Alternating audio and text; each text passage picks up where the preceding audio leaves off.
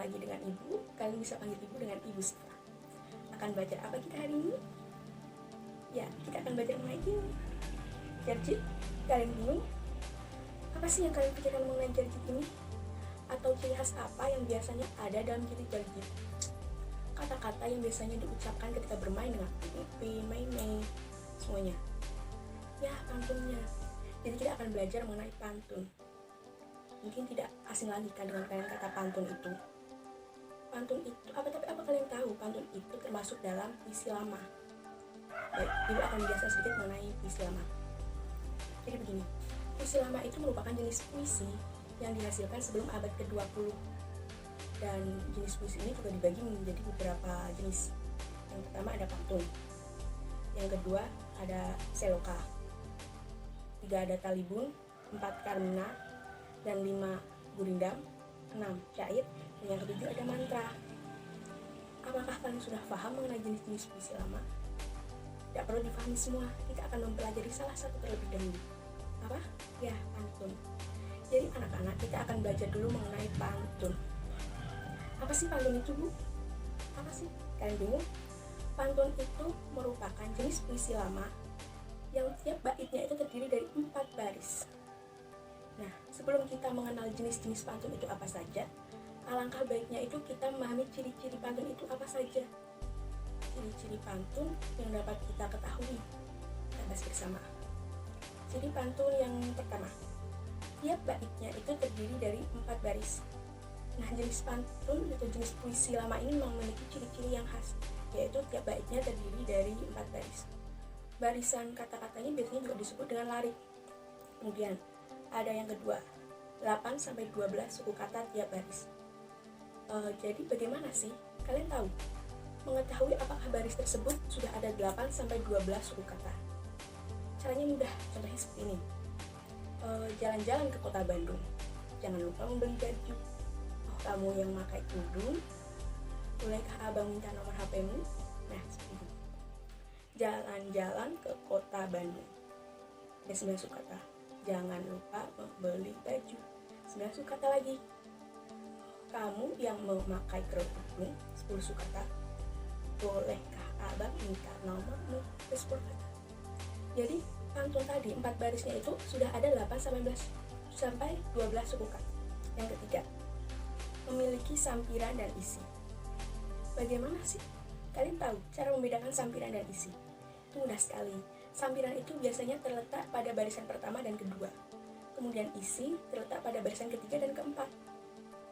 Kemudian yang terakhir, ciri yang keempat, yaitu berirama ABAB. Yang dimaksud berirama ABAB, ketika barisan pertama dan ketiga itu memiliki persamaan bunyi, dan persamaan bunyi kedua dan keempat.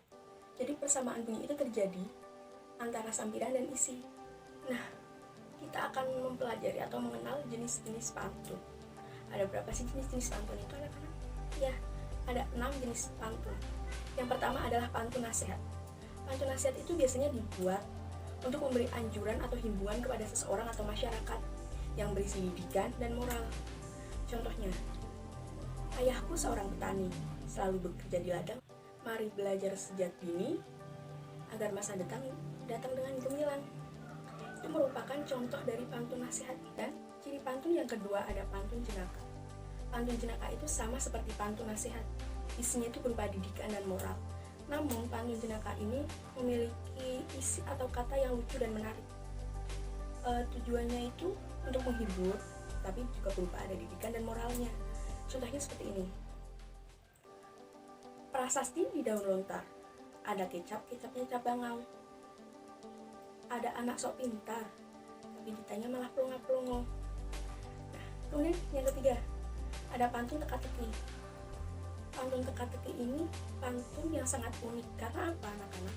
Karena setiap akhiran dari pantunnya itu berisi pertanyaan. Pertanyaan seperti apa? Contohnya seperti ini. Hari Minggu bertemu Anya, sedang baca bait gurindam. Jika engkau mampu menjawabnya, binatang apa yang darahnya hitam? Ayo, binatang apa yang darahnya hitam, anak-anak? Betul sekali, cumi-cumi. Kemudian Ada yang keempat, yaitu pantun agama.